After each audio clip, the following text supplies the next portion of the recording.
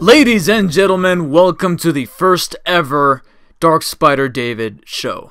And I've been waiting a long time to say this. I am your host, David Ortega, part of the DarkspiderDavid Show.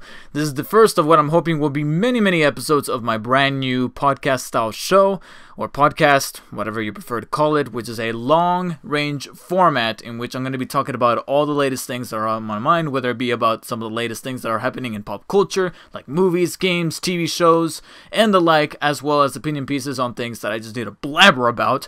And I'm hoping to be able to make sweet love to this microphone in the form of providing great, funny, and entertaining content. If you guys enjoy the show or are hoping to enjoy the show, then please support it by hitting the like button down below. Make sure you share it with everybody to catch them up with the brand new show, the brand new iteration, the brand new thing that I'm bringing to the channel with the new DarkspiderDavid Show. And make sure to comment with any kind of feedback, responses, any ideas that you have, whether it be right now at the very beginning or at the end, which I will remind you. And of course, before I get started, I want to plug my social websites here by telling you guys to follow me on Instagram and on Twitter at DarkspiderDavid. I'll be posting just random shit there, or either whether it be humorous things, just things on my mind, or updates on all things that cater to my channel. Anything that has to do with my channel, reviews, the DarkspiderDavid Show, anything whatsoever will go up on there. So please stay tuned by following me on there. And also I post some photos on Instagram. They're not necessarily the photos that have to do with my channel. I mean, most of them do, and sometimes I get a little mushy with my girlfriend and I post a photo about it. So there is that. One other thing that I'm hoping to kind of bring to this DarkspiderDavid Show is also kind of like a uncensored, uncut form of style of presenting where I'm not relying on the cuts. I'm not relying on the whole editing fashion. It's going to be like a very off the cuff, I think that's what it's called, off the cuff type of thing, where I'm simply just going off of the top of my head, while at the same time trying to be able to develop practice as to be able to retain a personality that feels a lot more genuine. Because I guess you can kind of consider this the very first topic about the first episode for the DarkspiderDavid Show. The very first topic is why. Why am I doing the show? Why exactly am I doing this? Because lately I feel like I've been hitting a creative rut with my channel, and the vlog videos were kind of good at first, especially when I was talking about something that was a bit topical, whether it be the NES Classic video, the SNES Classic, foreshadowing what might happen with Nintendo, and those line of classic little mini NES console type of things that they were trying to put out. Those videos really did shoot up, but they were tempo videos. They shot up for like a week or so, and then they kind of died off. I don't think they've gotten any new videos whatsoever in the past couple of weeks. I want to be able to provide content that people can go back and watch. Plus, I've been hearing from so many YouTubers that are giving advice saying, hey, you want to develop your channel, you want to grow an audience, all this stuff. They're saying that lately it's not about the views, it's not about the subscribers, it's about the watch time. And sometimes they do recommend, hey, make longer videos, because the more watch time you're able to register, the more YouTube will take notice of this and be able to promote your channel, put more of your videos on the suggested box or in the side view videos that you got right there. Whenever you're watching a video and you got the videos on the side, they'll post more of your stuff there on the recommended pages, stuff like that. So hopefully that can kind of work, and maybe this podcast will be able to will be a way to be able to do that, to kind of find that niche, to kind of find that loophole to generate better content for my channel, while at the same time more and more people out there will find it.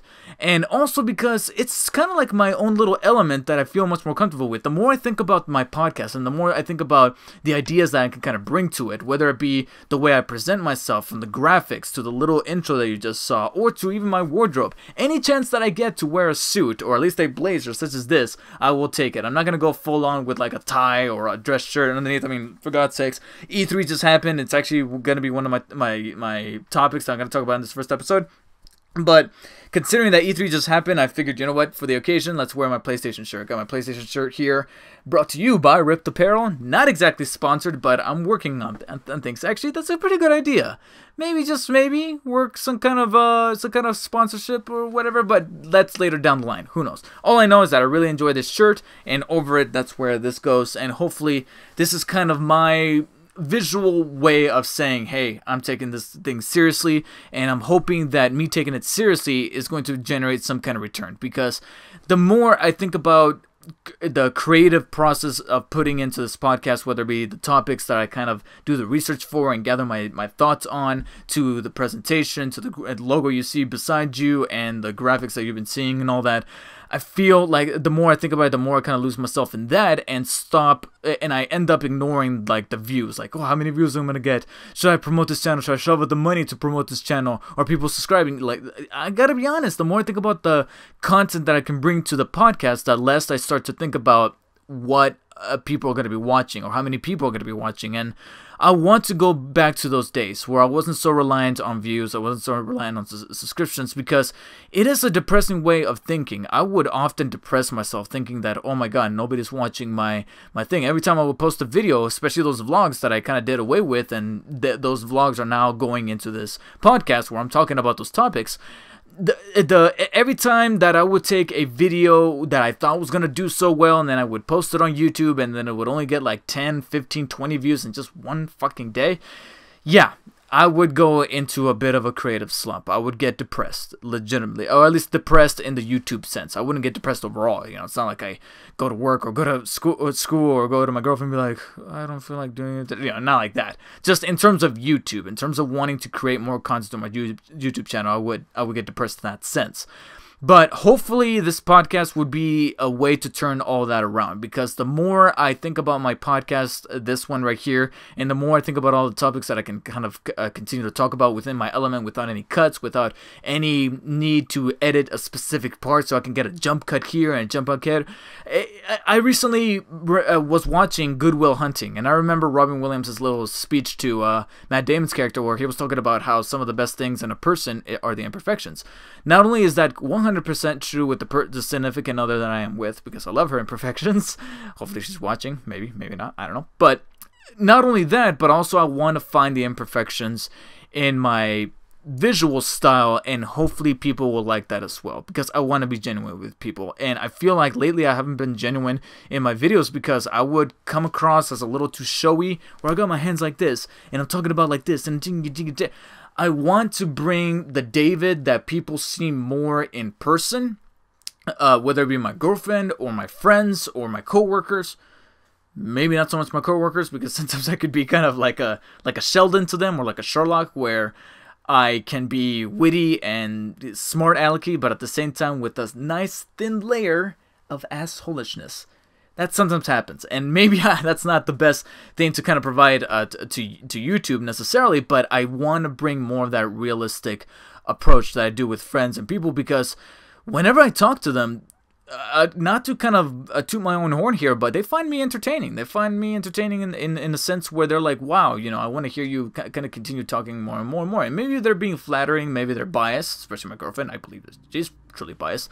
But the more I think about it, the more I'm like, you know what, I want to bring that David into this David. I'm hoping that this podcast is able to do that, because I honestly don't want to make cuts. I mean, the most editing that I want to do in these videos are the overlays, the graphics that you see on the side, or the transitions, the opening intro, that kind of thing. And besides that, no cuts whatsoever. The only possible cut is if my camera overheats and I have to make that little cut jumping over to a brand new piece of footage. But besides that, let's just shoot the shit, shall we? So that's my introduction to the DarkspiderDavid Show. It's a one-time only deal, so you won't be hearing me blabber about why it is that I'm bringing the whole thing. This is just going to be those one time. From this point on forward, let's just talk about the topics. Let's just talk about the things that matter the most, and hopefully we'll have fun doing it along the way. Before I continue, you'll notice I have a cup of water right here. That is because since I'll be doing this without cuts or without any kind of intervenings, I need water. Gotta stay hydrated. I'll try to get like a custom mug or something. I have a handful of mugs. I got one that has Spider-Man on it, and then I got another one that has Batman on it, and on the it has the Batman symbol, and then on the other side it says, "Be anyone that you want to be, unless you're Batman. Always be Batman." So that's a cool mug. I generally use it for the mornings, but maybe I'll bring it the next time. Plus, you'll notice I have a little towel right here, a little napkin. That's because this has a fucking cut somewhere here, and because of that, it starts to leak everywhere. Actually, I think it's this big one right here. So yeah. That's a problem. Alright, so let me go ahead and minimize Audacity, which is the current software I'm using to record my beautiful, beautiful voice, and bring forward the agenda for today before I start to actually tackle it. So, podcast show number 1 for today. First things first, let's talk about the big of the big mamas for everybody who loves video games, and of course that is E3, which at the timing of this video is for the most part wrapped up as of the recording of this podcast, to go up on Tuesday so that I can have enough proper time to edit and render and all that stuff. Everything is done except Nintendo, so I'm gonna save Nintendo and what they got coming up in their little treehouse event, whatever the fuck they choose to call it, direct, whatever, for Saturday's show. That's going to be on the next podcast, so I'm saving that up for later, but I managed to be able to catch up on everything that was unveiled, from Ubisoft to Sony to Xbox. I'm a little hokey on the Sony parts because I was actually at work when they were having their conference, but that's what the good old-fashioned internet is here for, so let me go ahead and... Okay, truth be told, guys, I go to IGN. That's like the very first one that I go to here. I mean, I could always go to GameStop and Game Trailers. Sometimes I even just go to fucking Facebook. I don't even have to be so intricate about it. They put some news up on there too that have to do with video games and such. So, hey. But yeah, tackling the agenda, we got E3, the great, the bad, the weird, and my overall thoughts as to how I felt about this year's E3. Then my full uncensored thoughts on the Black Panther trailer. Haven't been able to talk about that. I haven't even posted anything on Twitter about that, except for maybe one thought I posted on Twitter about how they should fire their marketing manager, because I feel like whoever's handling their posters, it's like first the Spider-Man poster and then the Black Panther poster, which I saw and I legit thought it was a fan edit. I was like, is this a fan edit? No, this is the actual official poster. Wow. So fucking lazy. But gonna be talking about the Black Panther trailer and what are my thoughts going into the movie. I'll save that up. Then I want to pay just a really quick tribute to Adam West, because I do have a little story about him in a little bit. And then really quick, I want to talk about me, if I have time and I'm not too tired by then, I want to talk about the Dark Universe. More importantly, is it dead on arrival, with the somewhat lackluster success of The Mummy starring Tom Cruise. And then lastly, we're going to finish things off with your guys' questions, comments, and concerns. Okay, there you go. That's what the water is here for. Oh my god, I'm so sorry, guys. I am so sorry. You guys have to hear that. Gonna try to put a little less emphasis on my voice to make sure it's not so showy, but at the same time, I'll be able to perform at optimum level. So, let's go ahead and get started, but before I do, again, you guys can always reach me on social media. Of course, you can always post your guys' comments, questions, and concerns, should you want to be featured on the next DarkspiderDavid Show, by having me respond to your questions or comments or whatever, by posting them down below in the comment section. I read all of them. I don't get that many, so it's very easy for me to be able to respond to them. So trust me, I will see them. I see every single one. Be sure to let your voice be heard. Of course, you can also reach me on Instagram and on Twitter at DarkspiderDavid. Again, it's at DarkspiderDavid. Trying to go with something there, but yeah, at DarkspiderDavid, both on Twitter and on Instagram if you want to reach me there. If things start to get a little overwhelming, then maybe I'll bring forward the good old-fashioned email or Gmail or whatever, but for now, I'll just hold on to that, shall we? Okay, so, now that the plugs are out of the way, let's talk about this here E3. So, the first couple of things that I want to mention about E3, actually, before I get to that, I just want to, let me just say right off the bat that, personally, and I really do mean personally, I found this E3 just a little lackluster. I don't know what it was, but there was something about this E3 that was good, but never ever reached the heights of being great. I never found this to be a great E3. I would never categorize this as a great E3. It was a good E3. There was nothing bad, I mean, except for a couple of things that I actually have written down here on my notes. But except for those two things, literally just two things, nothing felt like it packed a punch, because almost every single conference that we had almost every developer, from Ubisoft to Sony to Microsoft to who else? Bethesda. Out of all of them, Bethesda was the one that I was like, that it kind of encompassed my feelings about E3, where it's like, okay, we got this brand new expansion, we got this game that is still coming out, we're still working on it, And that I feel like those were the two things that almost every company was doing. Hey, there's this expansion for this game that already exists. Hey, there's this version of this game that already exists that's coming to this brand new platform. Oh, hey, here's this game that we said was coming soon, and it's coming next year. We don't know when next year, but it's coming out next year. And be excited for it. And that's it.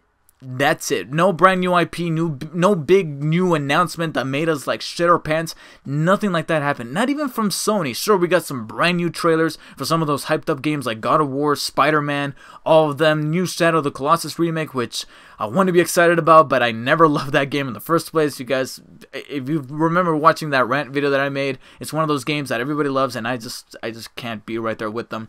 But besides all those things, it was like we were just being reminded of things to come without anything really blowing us out of the water. Like, nothing really got introduced that made an impact.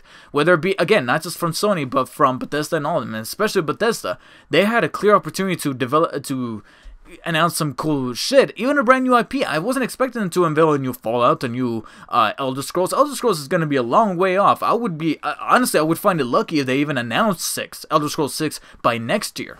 But they could, I feel like a brand new IP could have been welcome from them. Something brand new, but really exciting. And yet, I didn't find anything significant. And again, we got shown several trailers that were cool. So many games that I looked at and went, okay, that looked cool. But nothing stuck in my mind, except for a handful of things that I did write down that I am legitimately excited about. That did make me go, okay, this is something to definitely look forward to. And thankfully, it's actually not too far off. I have listed on here one of the games that I'm really excited about is one that you wouldn't expect. That it's one of the smaller things to be kind of unveiled here, and that is a game called A Way Out, which is the Prison Break game. A lot of people are calling it Prison Game the game, and trust me, if I'm not mistaken, there is a Prison Break game, a tie-in to the TV show, and from what I hear, of course, it's terrible. But this is A Way Out, where you play as these two characters that kind of have like these exaggerated features. I mean, one of them has like a humongous ass nose, like a very unrealistic, heavy Adrian Brody ass nose. But besides that, from what I can tell, it takes place in the 70s. They kind of had like the 70s style, and it wouldn't make sense because if it was to be taken in modern times, there would have been like so many things to kind of work around. Like, oh, why couldn't they use this? What can you use that? You know, the technology and all of that. I appreciate that it takes place in the 70s. It's actually rather cool. But you got A Way Out. I'm really excited for that. It's from that company that made Brother Tales of Two Sons. I played that game, Brothers, and it's a really good game. And I appreciate that they're tackling something that you just don't see a lot of, which is co-op. It's a strategy while at the same time actually emphasizing the co-op. Like, there's this shot in the trailer where the two of them have like their arms interlocked and they're walking up. They're using their body weight to be able to walk up, and I'm like, wow, nothing says co-op like that scene right there. And I'm excited for that one. I need more water. You got this other game called Last Night. And again, with these titles, you gotta use the word last and last night. I really hope there's no confusion and people are thinking, oh, we got a movie tie-in game for the new Transformers? No. This is a game called The Last Night, and it looks so beautiful. And unfortunately, I don't think it's coming out this year. I think it's coming out like early 2018. I might be wrong about that, but it's another smaller independent game, but God, it looks gorgeous. It's like a combination of 3D with 16-bit pixelation animation set with a tone that a lot of people are comparing to Blade Runner, and it strikes the balance with the neon lights and all that stuff. I still don't know what the story is about. The trailer was not meant to give off the story, but it looks rather cool, and it definitely has my interest. And I put this on here, and I understand that so many people are looking at it and be like, I don't care, even though it's been 2 years since the last one, and they took a break. And I will admit that amid the 2-year break, it doesn't really feel like they reinvented the wheel. I mean, there's an interesting setting here, and if you couldn't already tell what I'm talking about here, Assassin's Creed Origins. I put it on here because I am interested in that game, but it's definitely one, let's just say that it's one that I look at and go, I'm waiting for the reviews. I'm going to wait for the reviews, and once those start trickling in, if it gets like an 8 or higher, it doesn't even have to be a 9. It could be like an 8 or something like that, or even a high 7, like high 7s, like a 70-something on Metacritic or whatever, then, you know, maybe I'll consider picking it up because I'm interested in the setting, I'm interested in the gameplay mechanics and the tools, but at the same time, this is Ubisoft. We've been burned by them before, and even though they took a break from Assassin's Creed, who knows? Like I said, there's no new mechanic that makes me look at them and go, holy shit, this is a brand new Assassin's Creed, brand new experience. It's like 2 all over again. I'm not feeling that just yet. Unless they got something completely hidden, then who knows, maybe. And then we got the Dishonored 2 DLC. Definitely excited for that because they did something that on the one hand, I fucking love, but on the other, I'm like, ugh. And the reason why I'm bothered by it is because the DLC is going to be centered around one of the supporting characters from Dishonored 2, Megan Foster, who's played by my wifey, Rosario Dawson. And she's going to be the central character, and it's going to be all about her. And it's a piece of DLC that looks like it's going to be a rather hefty one because they're so confident in it that it's going to be a standalone piece of DLC. It's like one of those that you can order for Dishonored 2 and download it as downloadable content, but it could also kind of be on a standalone disc, from what I can tell. It says right there, pre-order now. You got the cases right there. They got artwork for it already. So I'm like, okay, is this going to be like Uncharted: The Lost Legacy? Which also, still excited. Got a brand new trailer, but it, you know, didn't elevate my emotions for it much more because, again, like E3, there were so many things that they're like, yes, this expansion's coming, this thing is coming, and I'm like, okay, I already knew that. Besides that, Dishonored 2 DLC, brand new, really stoked. The approach about trying to kill the outsider, how the hell are you gonna do that? But the reason why I'm a little bothered is because I feel like this could have been a story centered around Megan Foster. In fact, when I beat Dishonored 2, the first thing that I thought, and hopefully this is not a spoiler, but the first thing that I thought was Dishonored 3 should center around Megan Foster, and instead we're getting a piece of DLC. So I'm like, oh, on the one hand, it's cool that they're choosing to continue her story because out of all the characters in Dishonored 2, she was the one that I felt like I could look at and go, you know what? If you're changing things up where every sequel's going to have a different protagonist, then Megan Foster's got to be the one for Dishonored 3. And it's cool that you get to play as her, but she gets her standalone DLC instead of her standalone actual sequel, actual installment. And yeah, I wish I could have seen like a full-length game around her instead of just a piece of DLC. But if it's going to be sold as a separate disc, then I have confidence that maybe there's going to be a very hefty one that could take up like 5 or 6 hours. Just like Uncharted The Lost Legacy, which is also going to be sold on a separate disc, is rumored to be like 10 hours long, which would be fucking crazy. That's like a whole game unto itself. Then we got Sea of Thieves, which I'm really excited about. That looks like a Overwatch version of like the co-op Pirates of the Seas. From what I hear, it's so much fun to play. The people who have been playing it behind closed doors and whatnot, they're saying that it's really cool. The only problem though is that at the last minute, Ubisoft said, "Oh, Sea of Thieves, huh? Oh, you like that shit, right? Well, take this," and they revealed Skull and Bones, which let's just call it for what it is, guys. It's the Assassin's Creed naval mechanics, the game. That's it. Like, I watched the gameplay footage and I was like, you took that whole mechanic, that whole system, that whole naval combat system from Assassin's Creed, and you literally just copied and pasted it over to Skull and Bones. Only with a brand new coat of paint where you got the pirates, and it's just focused on that. Still looks cool, still looks fun to play, but it just looks like that. It looks like an expansion of that, and I'm not saying that's a bad thing. It could still be fun to play. Maybe they could kind of take that and use it as a foundation to kind of build upon it. But if that's the case, I gotta be honest. Maybe Sea of Thieves will actually take my money instead of Skull and Bones. Who knows? But only time will tell because it's a while before these games come out, and I feel like either one has an opportunity to showcase more to kind of win me over, one or the other. And then the next one is the Dragon Ball FighterZ. Holy shit, this is probably the most excited I've been for a Dragon Ball Z game since Budokai 3. Because for one, we're returning to the old-fashioned side fighter where it's not like Tenkaichi or Xenoverse or whatever, where they're all like bouncing back and forth and the camera's like switching behind. I don't like that. I don't like that in my Dragon Ball Z games. I like it like this with Dragon Ball FighterZ, Dragon Ball Z Fighter, whatever the hell you want to call it, where it's very reminiscent of Marvel vs. Capcom because it's chaotic, but then you got the art style that looks legitimately real.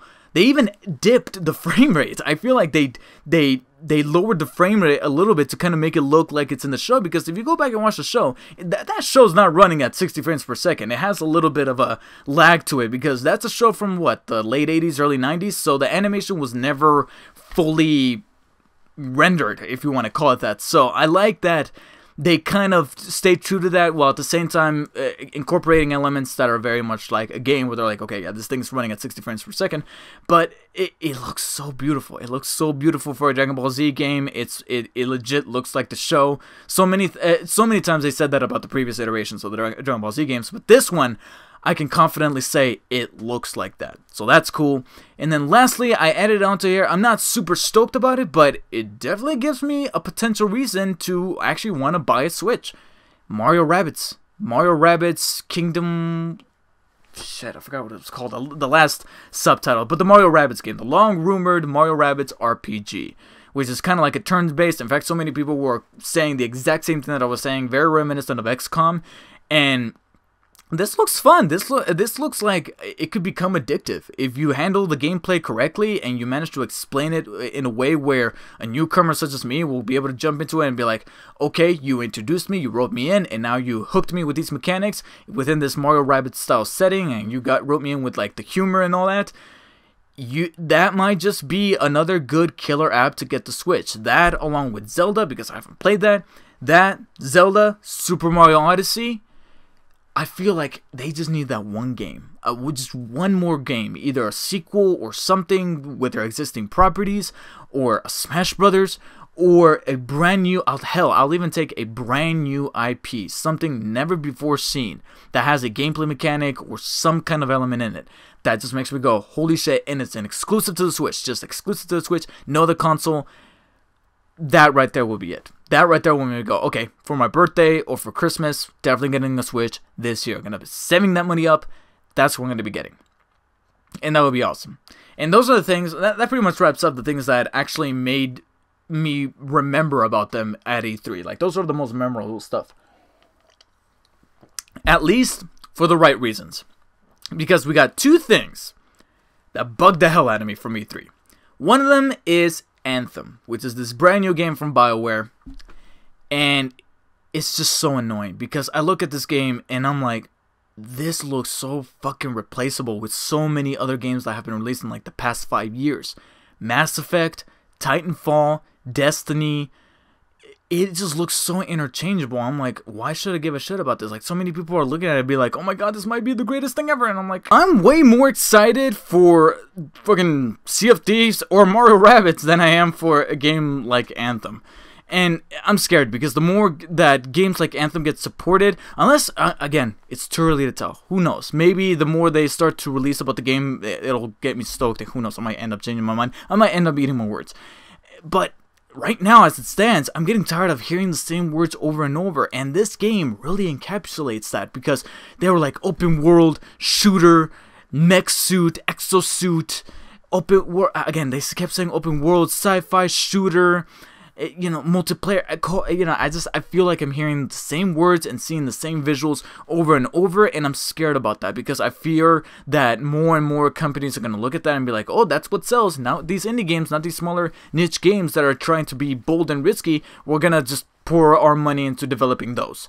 And eventually we're going to get fatigued. And they don't realize that that's not where it's at. That's not where the creativity that makes great games great is at. Instead, we get things like Anthem. And it's a case that doesn't just play video games. It plays movies and TV shows and shit like that. It happens everywhere.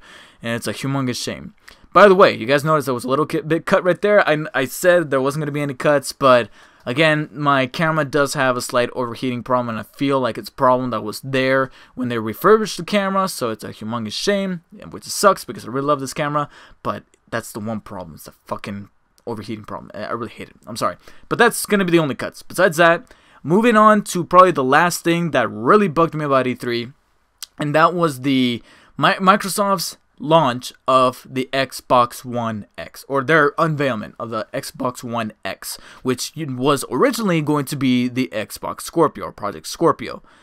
What the fuck, Xbox? Really, you couldn't have called it something else, Xbox One X? I swear to God, I saw an article that was talking about another game. I think it was Assassin's Creed. And at the bottom, there was a little subtitle, or a little sub-headline saying, we had footage of the game running on Xbox One X. And I saw that, and I'm like, that must be a typo. I swear to God, I literally thought it was a typo. I thought it was a typo, and they meant to say Xbox One S, because there's the One S out there. The Xbox One S. But no, it's called the Xbox One X. Guys, this is going to be a nightmare for Best Buy and GameStop employees, and it's going to be a nightmare for parents who have to buy this shit for their kids. Because there's the Xbox One X, and now, well, there was the Xbox One S. See, I'm mixing them up myself. There's the Xbox One S, and now there's the Xbox One X. Okay, so now you got people having to explain what are the differences. Second of all, little kids and adults who care about the games and the gameplay and how much fun we're having with these things, let's just call it for how it is. We don't give a shit how powerful your GPU is. We don't care what the graphics card is. I want to have fun with my games, and that's all in the gameplay. Well, I don't need no 4K. I don't need no like highest resolution. Oh my God, the blade of grass. Look at the blade of grass. Look at that. It looks so realistic. Oh my God. I just want to have fun. Whether it be killing rednecks, crazy heretics in Far Cry 5, or roaming the seas as a pirate in either Sea of Thieves or Skull and Bones, depending on which one does better. Or being able to relive one of my favorite animes, or probably my favorite anime, in Dragon Ball's Fighter Z. I don't need no fucking... And the price point too, $499. I mean, that kind of seals the deal for anyone who already has an Xbox One or Xbox One S. Yeah, we ain't getting that shit. We don't need it. Yeah, it's the most powerful console ever. And what's that gonna do? If the games are shit, that doesn't matter. It really doesn't. So yeah. Honestly, I don't know. I don't know what Xbox is doing. And again, it scares me that an awful lot of companies, and not just Microsoft, Sony's guilty of this too. I think Nintendo's probably the only one that has managed to kind of stay true to how they were and stick with just saying, hey, we're developing a brand new console. Sure, they introduced brand new gimmicks in other consoles, trying to innovate rather than to be able to put out more and more contents with the third-party support and all that. But they stayed true to their cojones. Like, hey, you got the Wii, you got the Wii U with the gamepad, and now you got the Switch with the function to be able to take the game with you wherever you go. That's awesome. And now that if you include more games that can be potential killer apps like Zelda or Mario Rabbids and then Super Mario Odyssey and maybe more and more down the line, I feel like within a year, Nintendo Switch, they can maybe kill it. They can maybe kill it. Maybe Nintendo can be back on track. It's a tremendous amount of hope. And now with companies like both Sony and Microsoft, where you got the PlayStation 4, you got the PlayStation 4 Pro, then you got the PlayStation 4 Slim, and we're getting like these brand new versions of the same console every 2 years until eventually we get the brand new console actual. It's like, you start to feel the fatigue. And I'm like, what happened to the days where we just had one console and then years later, hey, brand new console, brand new exclusives, and move on. Anyways, that wraps it up for my thoughts on E3. Please let me know in the comments below, guys, what were your thoughts on E3? And of course, this is not including Nintendo's Treehouse event, whatever it is that they're going to be unveiling there. I'll cover that on Saturday's show because at the timing of this video, obviously, I haven't done it yet. So I'll catch up with that later down the line. But overall, an E3 that was good, but never reached the heights of being great. And that's slightly disappointing. But here's to next year, and of course, all these companies, they have their own thing later down the line, later in the year. Nintendo always got their random ass directs, and then Sony's got PSX coming on later on. They actually, at E3, they unveiled the dates and times. I didn't look it up, so unfortunately, I don't know what it is, but I'm excited for that, and of course, Microsoft, they could always do their own thing. So, best of luck to everybody involved, and of course, there's plenty of games here that I'm excited for, and plenty of games that I'm going to have to remain excited for, because they're not going to be coming until 2018, like Spider-Man, God of War, so many others. So, let's go ahead and talk about that Black Panther trailer. So many people are losing their shit over the Black Panther trailer, and so many people are looking at the images, breaking down what exactly is happening, their theories. And first and foremost, I'm excited for Black Panther. Of course, I'm not losing my shit because I never really knew about the character all that much. In fact, Civil War was it. Civil War was it where they introduced me to Black Panther. I think, actually, that's not true. I think a handful of times, either 2 or 3 times, I've seen Black Panther in something else, whether it be in a comic book cover or some kind, or this one poster I actually have in my room that has all the characters, all the Marvel characters on it, and I think somewhere in the top left you can actually see Black Panther kind of heading towards the camera like this.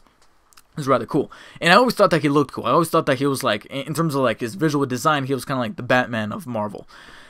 But in terms of knowing the character, where he comes from, where he hails from, what exactly is his backstory, what turned him into the Black Panther, never knew anything about that. I never ever knew anything about that. So his introduction in Civil War was kind of it for me, and he was cool enough. He was really badass and cool enough in that movie that not only did I want to see a standalone movie on him on his own, but I also want to know more about the character. And on the one hand, since then I haven't exactly done the research on the character.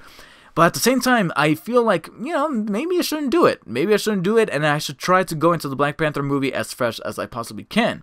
Now, in terms of what I'm seeing in the trailer, which I'm actually going to bring up, I'm not going to play it on the thing because I don't want to risk copyright, whether it be with the song that they play, which has a cool beat to it. But I've never been into hip-hop or rap music, so that's just me. Gotta ration my water. By the way, I just hit 4,444 subscribers, no lie. Thank you very much, but hey, let's keep that number. I honestly, don't give me new subscribers. Don't subscribe, because I want to keep the number as it is. But let's go ahead and bring up the Black Panther trailer, and I'm going to go through some of these images real quick. Nothing too much, nothing too expansive, because I'm pretty sure that many of you have already seen this trailer a shit ton of times and can kind of already make your own assessments. And if you haven't already done so, then there's plenty of videos you can find online where they break down every image and they're like, top 10 things you didn't see in the Black Panther trailer. Hey look, a red circle with a red arrow.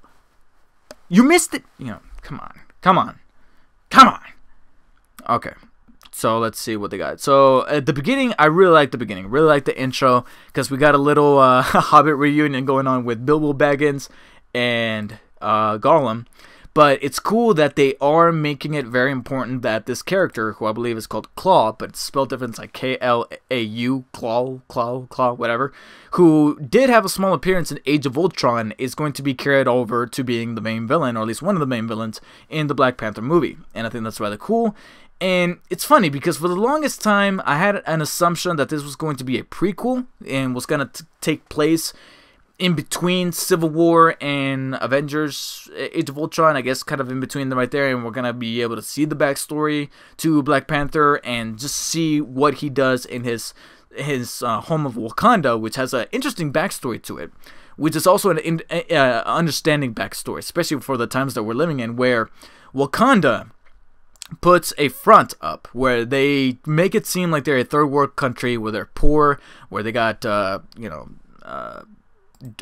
drug lords or warlords, whatever, but that's just to fool people. And instead, it's this prospering country that is super advanced technology. They're like, you thought that we were like poor and shit, we were like Somalia or something like that. No, we are a legit country, one of the most powerful countries in the nation, but because if other people know, that it's kind of like in The Walking Dead. If other people know, by the way, I'm scrolling through this trailer, I just realized that the Marvel logo is more than halfway through. The Marvel logo shows up like more than halfway through the trailer. That's crazy. I don't think I've seen a trailer that does that. It's always usually at the very beginning. It's actually like more than halfway through. The whole first half is all about him telling his story, and then you see Black Panther do some crazy shit that's kind of, to me personally, reminiscent of the first Iron Man. Like when Iron Man has that metal suit and he's knocking down all those terrorists in the cave or whatever, it kind of reminds me of that a little bit. Where Black Panther is taking on these, like I said, these warlords in the dark, and he's like prowling. I'm interested to see his fighting style, with him flipping around, taking those guys out, while at the same time doing that flip at the end where he tips over the car, and that blast that he kind of emits. I don't know what that is. I've never been really keen on what his powers are, but I know that his suit is covered in vibranium, so I'm pretty sure that has something to do with it. He has some kind of thing within the vibranium that makes him able to kind of like rebound things in a certain sense. But yeah, he's kicking ass. He's looking cool. You got a terrific cast. So many people are like head over heels over this cast, and it's a really good cast. You got Michael B. Jordan, Danae Guerrera, who, I think that's how you pronounce her name, who plays Michonne on The Walking Dead. Who a shaved head really suits her well. She's like one of those few women that can really pull it off.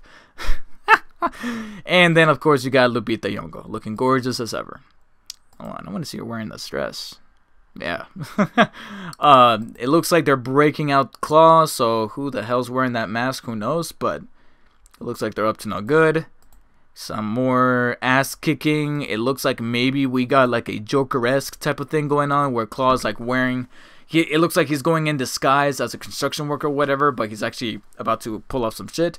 And then you also got a scene where T'Challa, I believe that's how you pronounce his name, he's like at the UN or whatever. He's like representing his country, and people were saying like, okay, why is he representing his country? If you like, I don't know, like so many people were talking about. I can't remember what they were talking about, but being that, spoilers for Civil War, his father is not here and he's the one representing, then I'm guessing that this is taking place after Civil War. Because, again, for the longest time, I thought it was going to be a prequel, and it still could have been. Like, it could have taken place after Avengers, because Claw's missing his arm, and that's where he lost it. Again, spoilers, even though you've probably already seen those movies by now. It's been a while, and there are probably not enough movies. But in Avengers, Age of Ultron was where he's lost his arm, and here he's telling the story. So, yeah, it could have taken place after that. But at the same time, maybe before Civil War, even though there's only a year difference there, it could have taken place in that time, and it still has the potential to do so, but because we do have T'Challa kind of taking the reins over things here, I feel like maybe that's not the case. Maybe this is taking place after Civil War, and if it does, then maybe there could potentially be a cameo with Bucky, since he's under ice or whatever, or maybe with Captain America, since they were kind of hiding out there. Some cool imagery, again, using their cool technologies. And again, Michael B. Jordan, I feel like he could be this movie's version of Loki. I don't know what it is, but there's something about the look of his character, how he looks like he could be crazy, but at the same time he can have like some kind of Shakespearean thing to him, where he is also maybe some kind of royalty. He's not directly like next in line for the throne or whatever, but maybe that's what fuels his villainous ambitions. While at the same time, I feel like there could be a tragedy there. I feel like there could be something there that feels tragic about the character, and they might flesh that out a little bit more. And from the look of the character, it looks like he could be that person. He gives me that impression. And then, of course, we end the trailer with the cool winning shot of Black Panther flipping over, looking cool, and then we got the logo. So overall, really excited. Comes sooner than you think in February, so we got 6, 7, 8 months, and it sounds like it's a long time, but trust me, that's gonna go by quickly. And in between then, we got Spider-Man, and then we got Thor Ragnarok, and then we got Black Panther, and then we got what could potentially be the end for an awful lot of our Avengers, which is Infinity War. So looking forward to Black Panther brings us. I feel like this is probably one of those movies, along with the first Guardians of the Galaxy, where they have the potential to do something different and new. And Ryan Coogler is aiming to do that, and I'm seeing shades of that in the trailer, so I'm looking forward to it. Alright. So, I understand that, you know, we're in a slight little crunch here with time, so now that we got done with the Black Panther discussion, let's move on to my small little tribute to Mr. Adam West, who sadly passed away over the weekend at the age of 88. And if you don't know who Adam West is at this point, he is, of course, the Batman that most people definitely know. Because even though most people say, oh yeah, Christian Bale was Batman, oh now Ben Affleck is Batman, there's one guy that made him popular, but for a completely different reason, and that was the campiness level of the Batman from the 1966 television show, brought to life by Adam West. And it's funny because nowadays when you think of Batman, you think of all the badass cool versions of Batman, but this was the 1960s. This was a completely different time where what we see of Batman today could not be shown. They wouldn't dare to try to do the Batman that we do today, especially with Ben Affleck, Ben Affleck's Batman going out there killing people. They wouldn't. That would not fly, whether it be in the theater and most especially television. So I think that the campiness of Batman and what Adam West was able to bring to that character, that made it unique. It was definitely a product of its time, but Adam West was able to do it in a way where it felt endearing and it never felt hokey. Like you can switch on Batman, the 66 show, along with the TV movie. I think there was a TV movie or a theatrical movie, whatever, with Adam West and Burt Ward playing Robin.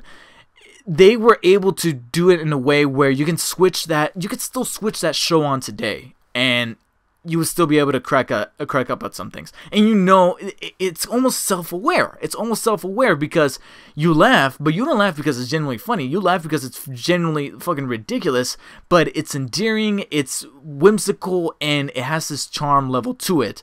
Not only with the show, with the pan, well, whatever, but also Adam West's portrayal of the character. It's just so charming that he was able to rope you in with that version of the character that you're just like, okay, you know, this is obviously not the gritty version of the character that I always want to be or I always want to play as in a video game or want to read about in the comic, but this is its own thing that has become a staple in pop culture. And the reason why I wanted to kind of bring a little tribute to Adam West is because a little story here that I'm about to drop, I actually saw him in person. I didn't meet him in person, sadly. You know, I didn't actually walk up to him and be like, oh, Mr. Adam West. I didn't shake his hand or anything, unfortunately. But I did actually see him in person. I went to Comic-Con literally just once in my life. I went just once. And I saw him at Comic-Con 2014 where he was doing a small little bit for the Lego Batman 3 video game panel that was hosted by Greg Miller of Kinda Funny, formerly IGN. And Adam West popped in because he kind of did like a Stan Lee type of thing for that game where Stan Lee would kind of pop up here and there in the Lego Marvel video games. Adam West kind of did that for the Lego Batman 3 video game, where you would have to go find him, and you would earn some rewards and stuff like that for finding his character that was playing himself in the game, and he was able to provide the voice for that. And obviously, since he was promoting that, he dropped in, he mentioned a couple of things, he had fun, and I was actually there in the room with him. It was a rather large auditorium. I was really far in back. In fact, I barely caught the panel by the skin of my teeth. I barely managed to walk into the door and catch it. But obviously they had a camera, they blew it up on the screen, and I was able to see Adam West there. And of course, he was funny, he was charming, he was lovable, and it's cool to say that, hey, I actually got to see this guy in person. Didn't get to meet him, but I definitely understand why so many people are actually rather hurt by his passing, because I saw that charm. I saw that cheesy campiness that we would love out of that TV show, and he would do it. From what I can tell, he was able to do it from day to day because that was just him, Adam West. So rest in peace, Adam West, and you lived to 88. Sure, you may not have been able to branch out of the image that is the 1966 Batman, but if you were able to do that with your lifetime and you still managed to find joy in bringing people joy with that version of the character, then I say you lived a full-on life. And as sad as some people are to see, myself included, to see you go, you lived a long life and you were able to do so much with it that I'm like, you know what? I think you should be celebrated rather than mourned at this point. And I guess, in a way, you can kind of say the same thing about Roger Moore. Roger Moore did so much with his life, lived to be like, what, 90? He kind of brought that same level of campiness to his version of James Bond, and that's what he was known for. But so many people enjoyed that version of the character more than Pierce Brosnan or Timothy Dalton or Sean Connery. My mom is one of them. My mom loves Roger Moore and prefers Roger Moore way over any of the other James Bonds. And there you go. If you were able to do that for so many millions and millions of people, then you lived a good life. And I feel like both Adam West and Roger Moore should be celebrated for that. So, I'm actually getting rather tired. I'm sorry, guys. Well, kind of sorry. But I'm going to save the Dark Universe story for the next podcast. Okay? I failed to mention that right before shooting this, I got off work, so yes, I am a little bit tired, but I'm pulling through. I'm pulling through for you guys. So I'm going to be taking the Dark Universe topic that I was going to talk about. I'll save that up for Saturday's show, if I have time, and if I'm willing to remember. Unless something bigger comes up that I'm willing to talk about, then I'll do that for that one. So let's see, questions and comments. Let's go ahead and wrap things up with your guys' questions, comments, and concerns. So let's go back to that last Q&A. You guys dropped a couple of comments on there, and I want to see if I can respond to some of you guys' comments, questions, and concerns. So let's go ahead and bring this up. Again, if you guys want to shoot me up with a comment, a question, or any kind of response, or even ideas for the DarkspiderDavid Show, if you guys want to see it much more polished or much better done, then please drop me a line at DarkspiderDavid on Twitter. You can also follow me on Instagram at DarkspiderDavid, and of course, leave comments in this video, and I will read each and every single one of them. So going back to that last Q&A, we got a couple of comments here. Just please bear with it here. Okay. Holy shit. This is an honorable thing here. We got a question from the one, the only, the Wolverine. That's my Boyd Holbrook impression. Donald from Logan. You know, the guy with the glasses and the mechanical arm. The Wolverine. I'm looking for someone. Oh, just looking for you. I don't know what the fuck that was. I'm sorry. I just completely butchered that. So, Wolverine. That's his name. I shit you not. Question. Have you been keeping up with Gotham lately? Great vid, by the way. Interesting question, because up to 2 days ago, no. Up to 2 days ago, no. I completely dropped off out of Gotham. I had no fucking clue what was happening, because after Season 2, the way Season 2 ended, I was just like, no. Fish Mooney's still alive. Her character annoys me. Then they were doing this clone thing with this clone of Bruce, and I was, spoilers, by the way, for Gotham. I'm sorry. I failed to do that, but I just looked at all the things, all the elements that factored into the show, and I'm like, I could use my time elsewhere. I feel, I just don't feel it with this show anymore. I don't, and I know that sounds really rude, but I just couldn't do it with the show anymore. I really don't. And it's funny because when it returned for Season 3, I looked at the reviews, mainly from IGN. I looked at the review. They gave it like a 7 out of 10, which is not that bad, but they did put a little disclaimer when I was reading it at the very beginning of the review. They literally said, at this point, you gotta know what you're getting into with Gotham. You need to know whether you're gonna like it or you're gonna hate it. And right after I read that, I was like, okay, well, I kind of already, after 2 seasons of spending time on that show, I already know how I feel about the show. And at this point, I don't think I'm gonna continue to go. I'm not. I'm sorry, but no. So Season 3 came, and I was like, no, I'd rather watch other things. I'd rather play video games. I'd rather do something else, because I just wasn't feeling the show, personally speaking. But that was 2 days ago. Literally, I think, like I said, 2 days. I don't think this was last night. Either it was last night or the night before. I just randomly looked up clips of the recent Season 3 finale for Gotham. And sure, you can say, oh, I was spoiling myself. I kind of was. But I watched some clips, and I was flabbergasted by so many of the developments. So many characters axed off. Butch was killed, or at least seemingly killed, because from what I can tell, this character brings back a shed ton of characters that they say, oh yeah, we killed off this character, and I thought that was ballsy, and then later on they're like, oh no, they're back. I'm like, really? Really? Barbara was still on there, and she, again, she was one of those characters I couldn't stand, so I was like, okay. There was a virus storyline that infected Jim and Lee, so now you got the dark, edgy versions of those characters. I was like, okay, come on. And this is gonna sound so fucking weird, but what's happening with these kid actors? Are they pumping something in the air because they want these characters to become the characters that they're supposed to be, like Catwoman and Batman? Basically, those two actors, those two kid actors, the kid actors who play Batman and Catwoman, Selena Kyle and Bruce Wayne.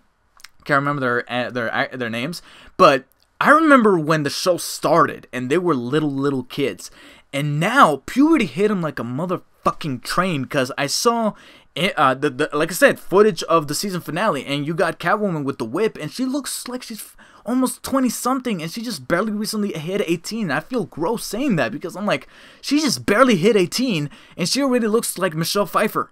And I feel like they're pumping steroids or antibiotics, or, you know, these chemicals into their food so that they can grow faster, like they do with fruit. I swear to God. And again, Bruce Wayne, same thing. They're already making him out to be Batman at the end there, because, spoilers, he follows a robbery. He follows a robbery very much like the one that killed his parents with this other family, but he's got the proto suit, and the proto suit's just a ski mask or whatever and a long trench coat, but he's already doing the Batmaning. First of all, he still looks too young. But even then, he got a motherfucking growth spurt. It's crazy. So yeah, There's things that I look at and I go, okay, that's kind of interesting, but then other things I look at and I go, really, they're doing that? And I swear to God, I saw a clip with Bad Lee, and she's in the precinct, again, holding Jim hostage, and I'm like, how many times have we seen this scenario before? So, long story short, Gotham, interested in what's happening, but at the same time I feel like I'll do this in literally just a few more weeks. In a few more weeks, or when the season 4 comes around, which I believe it's been greenlit for season 4, then I'll catch up with it. Then I'll go back and go, okay, let's watch this. Let's see what I've been missing this entire time, because I don't see myself going week to week and playing this and watching this thing again. So let's see. Next question, Foxy1223. Based on the released Transformers last night trailers and TV spots, what do you expect in the movie? Well, it's funny because these Transformer movies, it's almost kind of difficult what to expect unless you've seen the other ones. The TV spots and the trailers, they often lie, because so many of these trailers and TV spots for the Transformer movies, they try to make it seem like the movie is going to be this dark and edgier version that's going to be super serious. It's going to be the last one. And then we got Revenge of the Fallen with humping robots and humping dogs and all that stuff. So I don't know. All I know is that I'm expecting a Michael Bay movie that is a little longer than it should be. I looked it up. It's 2.5 hours. But some cool, entertaining action that Michael Bay knows how to shoot, along with some humor that just comes off as possibly crude or whatever. I'll actually be tremendously surprised if we don't find any of the elements that we never really like about the Transformer Michael Bay movies. But then again, I keep thinking of those kids, not necessarily the girl that's like, I talk like a girl, because again, from what I hear, that footage was just shot for that specific trailer. It's not actually going to be in the movie, thank God. But I do think about those kids that she's traveling with, like the kid who's like, how long has that been going on with your boyfriend with the glasses? Or you got that one kid who's like, I'm dying, hey, like, I don't know, I feel like something's there. There's gonna be like some crude humor there, and then you got Bumblebee jumping in there to save him, and I feel like there's gonna be like some back and forth that's gonna go on too long. I don't know, but overall I just feel like it's just gonna be another Transformers movie that could still be fun. It could still be fun. I got my tickets, guys, so I'm definitely gonna be checking it out Tuesday, the 20th, I believe. So expect my review on Wednesday the 21st, hopefully. Fingers crossed. Okay, Robert Suarez, will S.H.I.E.L.D. get a new director, or will it be operational again? That's a weird, it's kind of a weird question. That's kind of a weird question because it's always been operational. But to kind of answer the first part of your question, will S.H.I.E.L.D. get a new director? I want to say, yeah, I feel like Coulson's going to be stepping up after the tragic events of Season 4, but at the same time, considering that the potential of them introducing Sword, I feel like Sword will be the prime focus, and S.H.I.E.L.D. will be partly broken only because Sword will be kind of looking over them, should that be where the direction they're taking Season 5. So I personally think that Coulson's going to be like the director of his division with Daisy, May, Mac, whatever, the team that we've always known, but then they're going to have like higher ups. I feel like we're going to be tackling that kind of angle again, where he's kind of in charge, but at the same time he's got to play ball with this other team, because now they kind of have like no choice, should there be going with the Sword angle again. And surprisingly, that's really about it for these comments that you guys left on my last Q&A. Let me just double check and see if there are any other comments that you guys recently posted that you guys asked me, because I'm thinking, let's see, very cool at this point, I'm just wondering, okay, still only 35 cents. You posted a comment on my trailer, my introduction video to the DarkspiderDavid Show. Thank you so much for watching. At this point, I'm just wondering, what is the absolutely proper name pronunciation for Wonder Woman's? Okay, I'll kind of answer the question as I read the question. Gal Gadot, I believe is how you pronounce her name. Gal Gadot is the actress from Wonder Woman. And how do you pronounce Doctor Strange's? Okay, this is how you pronounce his name. And I think you kind of messed up his last name, but I don't know. Chiwetel Ejiofor. Chiwetel Ejiofor. Again, Chiwetel Ejiofor. If I'm not mistaken, that's how you pronounce their names. Let's see. And in terms of questions, I really think that's actually about it. I mean, you guys have always posted comments, and I try to respond as much as I can to these comments. And I think can you put this on your phone? I kind of answered that. It was talking about my Logitech G430 headset review. Besides that, that's really about it. Okay. Well, that does it for the first ever DarkspiderDavid show. Thank you so much for tuning in. I know it's kind of a lengthy one, but I'm hoping that's something that both you and I had fun doing. So, again, if you guys want your questions read on air, please post them in the comments below or hit me up on Twitter at DarkspiderDavid. Please be sure to also hit that follow button on Twitter, as well as the like and share button for this video to continue to support it, as well as the subscribe button to support the channel, and stay tuned for the following episode of the DarkspiderDavid Show. Until next time, guys, I'm really tired. I'm really drained right now. Oh my god, I'm losing my fucking mind. But thank you so much for powering through just as much as I did and sticking to the end of this video. I appreciate it, guys, so much. I cannot talk. Thank you so much for watching. Hopefully I'll have a show for you guys on Saturday, but until then, be sure to follow me on Instagram and on Twitter, subscribe to the channel, like and share, comment and subscribe. I already said that. And until next time, guys, I love you all. Thank you so much for watching. See you later.